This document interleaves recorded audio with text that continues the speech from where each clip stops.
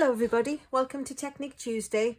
The other day was Earth Day and I promised I would do a card that involved using up lots of scraps, so here we go.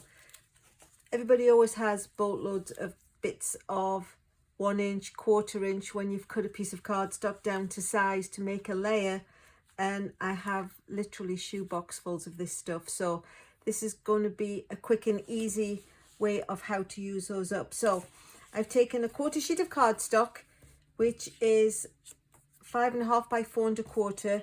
I took lots of my scraps and just cut them into various sizes of pieces, and it's literally nothing more than gluing them on. I'm going to use the mono liquid glue because I think it just gives a better stick. You can use whichever you want. You can use a glue stick, you can use a mono that will actually come out and be sticky. So this is it. It's not complicated at all. Basically just keep gluing these on. You can stick them on straight, you can stick them on at an angle. It just makes a very interesting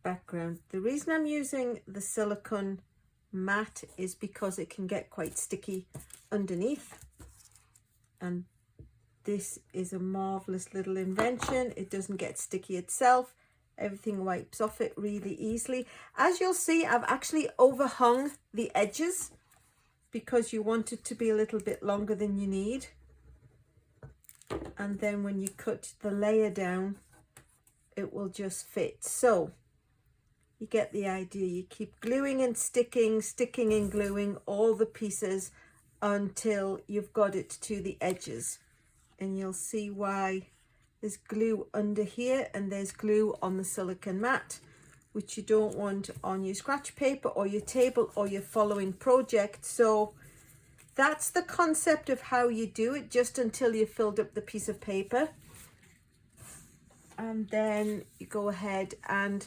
cut it down to size. So there's two I did. There's one that's, I don't know if you can actually see that in the video, it's the pieces are wiggly.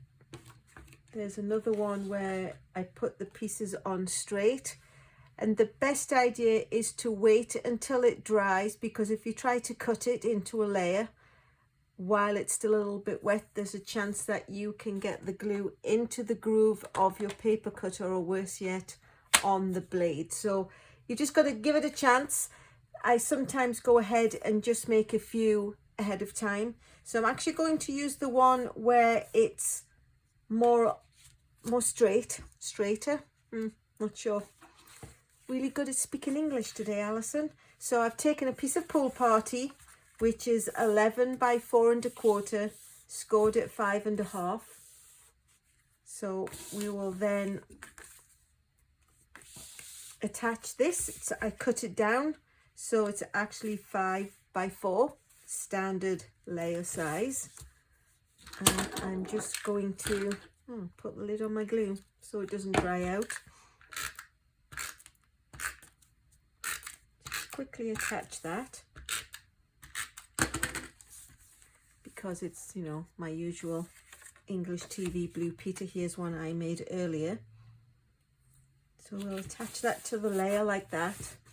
I went ahead and stamped hello on actually a scrap of white cardstock, and took another piece of Pool Party. Just going to layer that on. I will take a few dimensionals.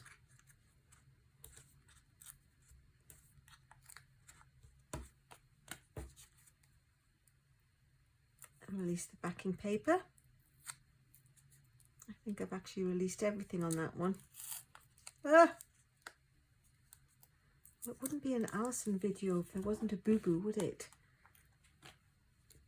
Good job. Paper Pumpkin gives us thousands of dimensionals, and actually even if you buy them in the catalogue, you get so many in the packet, it's great. So I'll then go ahead and attach that in the corner. I'm going to use the Artistry Blooms sequins. They come in all these lovely different colours, but of course as we're using Pool Party we want the ones that coordinate so nicely. So I'll go for the ones that are perhaps a little bluer.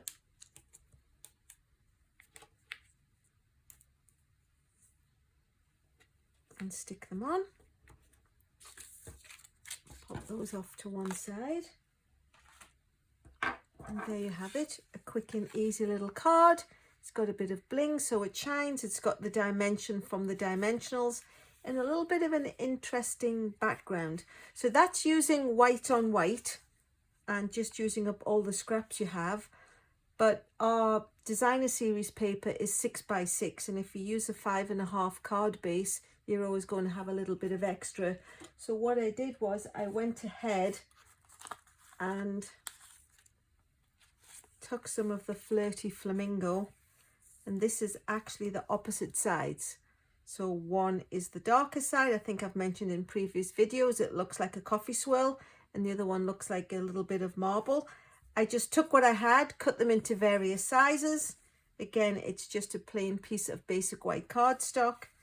This is the Flirty Flamingo. It's 11 by 4 1/4, scored at 5.5. So I will go ahead and attach that.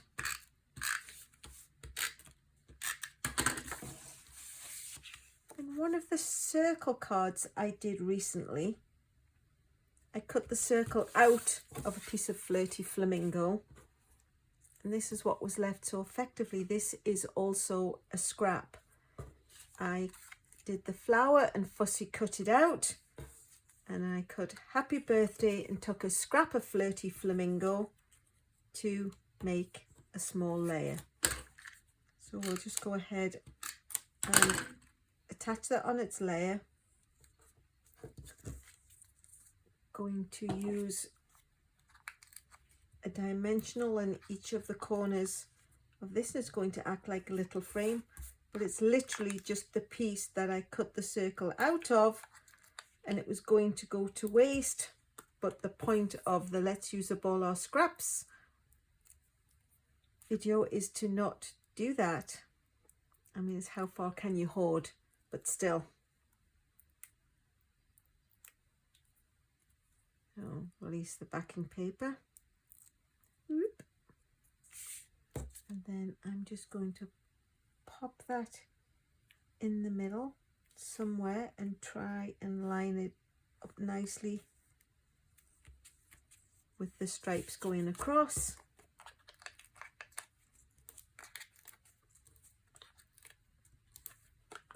Dimensionals on the flower so it stands up in its little frame, which is the right way up. I will deem that to be the right way up. And then the Happy Birthday I am just going to stick down in the bottom corner. There you have it, a nice card made from scraps and scraps and scraps. The last card I'm going to show you technically is not scraps, but it could be if you had made it beforehand. This is a card that my upline Brenda sent to us for our team meeting, and it's using all of the new in colours. So it's one of each colour and it's one of each design of the designer series paper. So I am going to go ahead and stick these on.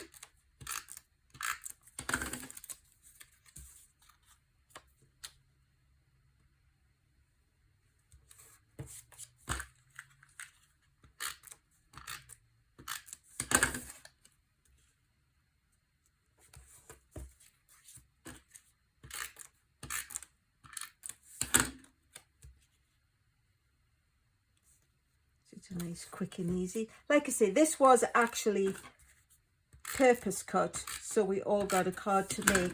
But if you had scraps in the same idea, it would be really quite lovely. So that gets stuck to the front of the card. So it's the whole 20 2022-2024 in colours. This little flower, I don't know if you can see it, it's glitter paper. I don't know if you can see that in the light. It's really pretty. And it got put onto an adhesive sheet, and it's done with the Quiet Meadow dye, but the colour matches. So everything is current in the upcoming catalogue, which is due to go live on May 3rd. And then you just have to release the backing paper. She said confidently.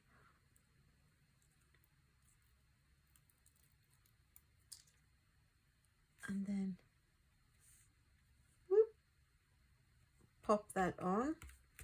There's a nice little oval die, which would just need a greeting stamped to it. I think I'm going to put mine down there actually. And that's a lovely way so that you can see all the recent in colours, the brand new ones. It's also a lovely way if you were to have scraps that you could do something similar. One little design, a flower, and look how effective that is.